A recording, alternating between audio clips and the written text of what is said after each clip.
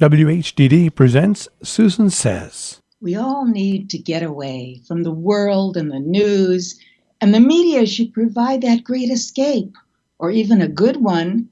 And sometimes it does. Sometimes it fails. Here are 3 reviews. You decide if you want to go there. The great, the okay, and the awful. First, the great. I've always been a Frida Kahlo fan, the Mexican artist, wounded bird. Married to the more famous Diego Rivera, she became an idol, an icon to women everywhere. A new on-demand documentary called Viva la Vida, Live Life, which of course is her slogan. It's not only an interesting, informative piece of work, but it's a glorious artistic gem, in my opinion. A very fanciful documentary. A young woman runs through it literally and figuratively, searching, yearning, intercut with movies and stills of the real Frida, her iconic look, her costumes, her unibrow, and her husband, a huge hulk of a man. Their love affair and the stormy state of it. He had an affair with her sister. Yeah, they divorced and remarried, but they were also a part of each other's great lives and work throughout. She was injured terribly as a young woman in a bus accident where a pole pierced her lower organs. She suffered pain and miscarriages as a result. Her whole life was shaped by this wound. The film explores the importance of the Mexican culture to both of them.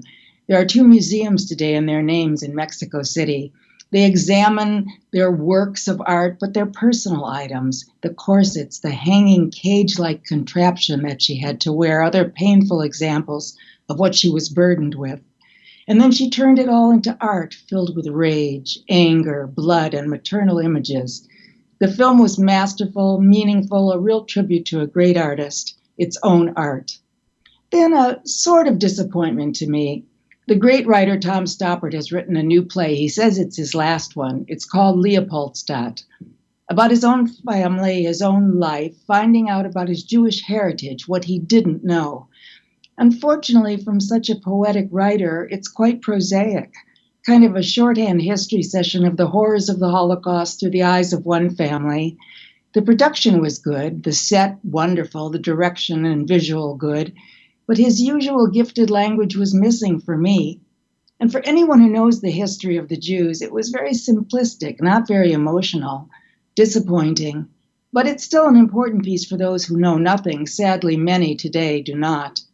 Ken Burns' documentary on the Holocaust in America was devastating, really powerful. I wish this had some of its emotional power. Then the really awful, the bad, the disgusting, the series about Jeffrey Dahmer, killer cannibal of my hometown, Milwaukee, done by Ryan Murphy, so I should have known. Mr. Murphy loves horror and injects awful, disgusting, despicable things into regular things to make it horror. He is unwatchable, in my opinion. It was ugly, so disturbing, I couldn't get past the 2nd episode. And now kids are wearing costumes of Jeffrey Dahmer for Halloween. We can thank Murphy for this. Yuck.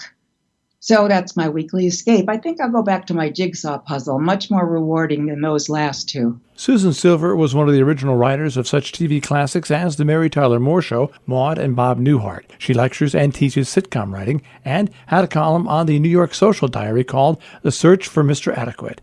She hasn't found him yet. Appearing on TV and radio often, she expresses her views on life and opinions on everything.